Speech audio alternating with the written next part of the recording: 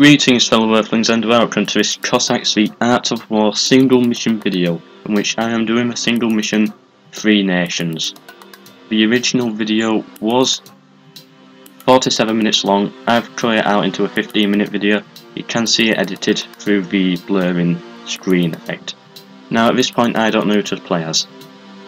I don't want to play as Sweden because I've played as Sweden before doing this, so I had a choice out of the Russians or the Polish. In the end I did choose Polish just because they build buildings slightly faster than the Russians. The Russians are generally a little bit slow at it, but on this game of course, not in real life. Yeah, so that was just an advantage over Russia I thought I had there. So I do the basic start where I build town halls, get a windmill.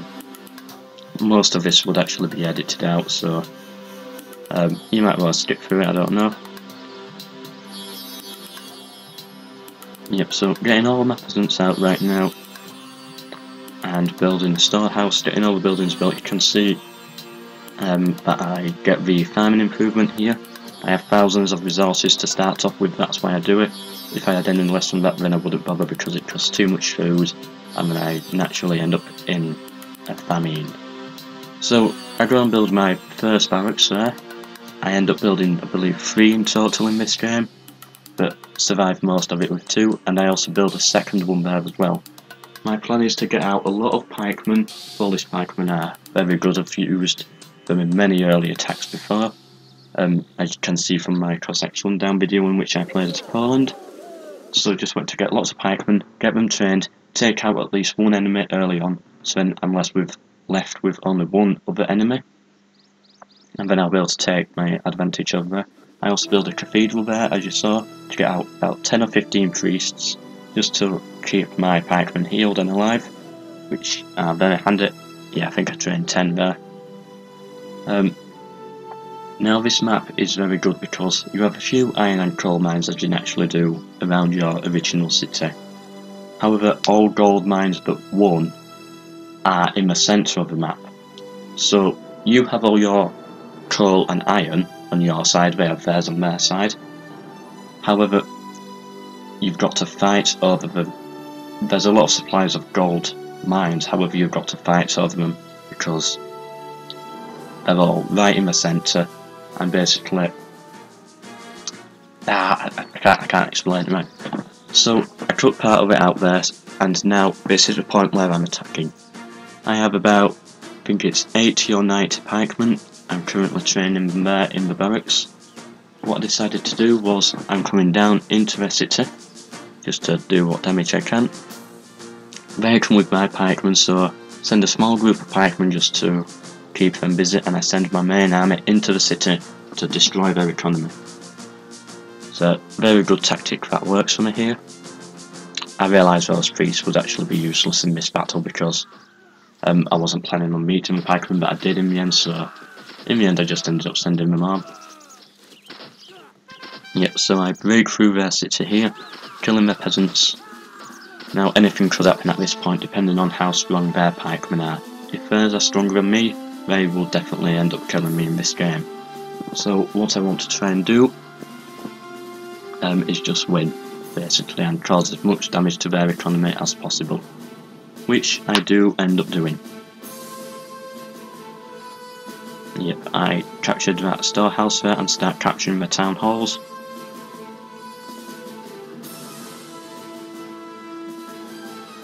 And it is at this point where this town hall falls. Yep, there. And when I realise that basically that is light blue on. Light blue are the Swiss. No, not the Swiss. Light blue are Sweden. They have built another mine there, but apart from that they don't really have any more peasants. So it cuts out again now. That's the defeat of light blue, and now I'm going for dark blue with an even larger army this time, but he has had more time to prepare. Now you can see those gold mines there, that centre of the map on the mini-map. Basically there's a mountain right in the centre and gold mines surround it. So it becomes a strategic point surrounded by choke points. That's one reason why I like this map. I do love choke points in Cossacks because it works very well tactically. That's the reason why I did my Azov video, A, Z or V, which is a famous Cossack battle, if you know about it. But then again, most people don't. Yep, so sending one pikeman army up towards my enemy there, and also sending another army very soon, just building dwellings there. I end up accidentally clicking on the academy building. I'm building an academy, which is not what I plan to do. The Russians have a tower built. I'm just on my front line there, which does cause problems. It's the entire reason why I go that way around, just to try and avoid that tower, but it doesn't work as well as I hoped, because of course they have their hills, so that meant I had to go for the tower basically. They also seem to have built the diplomatic centre just in time there. Yep, so at this point I'm confident of at least destroying their army, and then my second army can come in again and just destroy their economy. However, that is not how it works. What happens is I end up getting completely slaughtered. I make a good push at first, however, can't keep it up because of course I have lots of pikemen within the city as well. My formation breaks. They have their towers shooting at me, which that kills at least half of my troops. Start training more priests and putting them more onto the front line to quickly get troops there. Hold that choke point at basically all cost. Hoping that then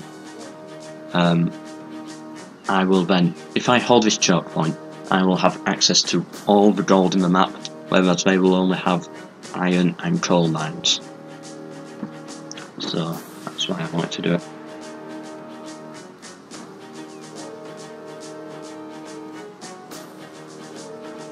Right, so I'm going in for my second attack now, which does become yet again another disaster. I do much more damage to their economy this time, because I managed to much more successfully encircle my enemy. But still, it's not enough.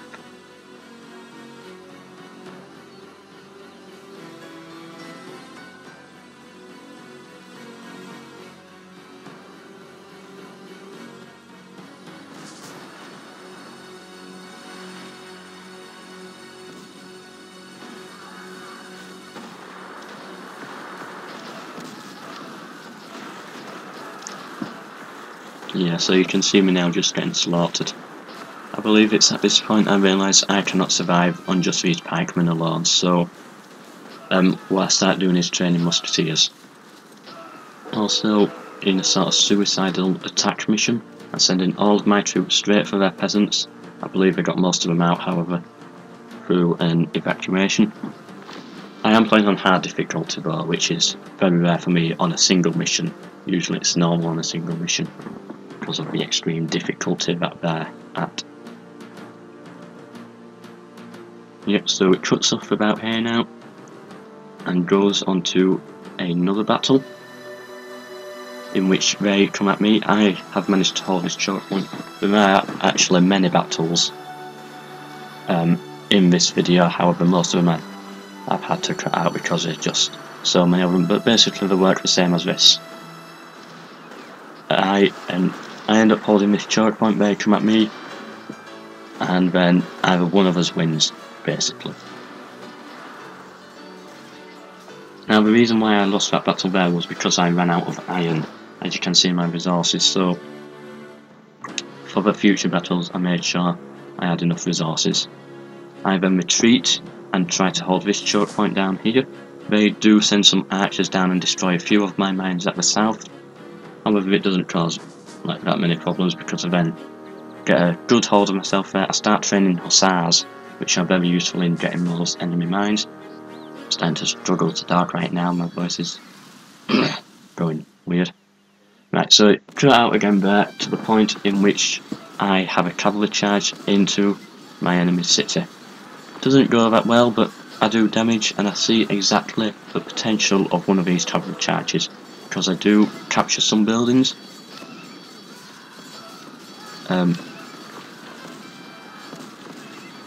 Oh, actually it's much more successful than I thought. Well, basically what I've done at that choke point is I had built a wall there, so that they can't come for me. They did eventually break through the wall, but it gave me time to build up, train these hussars at full strength, and now I've just charged into the city and completely destroyed them. Actually, I'd filmed the wrong part, it's an editing error there, so this was meant to be the battle where I got completely slaughtered, but that seems to have been deleted somehow. Yeah. Oh well. So now we're cutting on to a final scene now, in which I have my final charge. You can just see my wall there. Probably on the minimap might be better. But at this point I'm confident of victory. They're completely, near enough completely wiped out, so I just charge them there, destroy everything they have. You can see all the buildings burning here. And it's these hussars that allow me to win in the end, because I'm able to just destroy them, catch them unprepared, and especially when we're on full health as well, the enemy can't do a thing about it.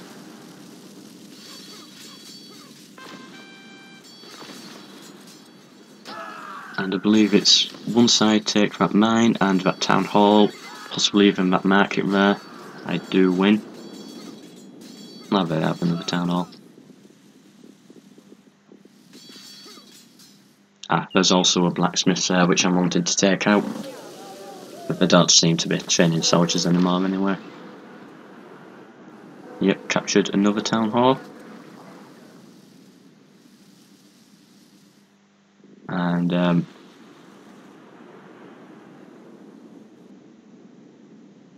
yeah, I'll pull my troops back a bit just to have a good look at exactly what there is left to destroy. And then I see it, it's just one small town hall there. Now I do also realise there's a windmill to destroy, so I send some troops for that, and send another group of troops for that town hall. And this ends the battle of the Three Nations, in which I'm playing as a Polish. I may do this again as possibly Sweden or Russia someday, but yep, I've won. I've defeated my enemies, you can read that there if you want to. Yep, and I've won. So hope you've enjoyed this video, just a Cossack single mission. Hoping to do more of these, like it if you've liked it. And subscribe for more Cossacks videos, and goodbye.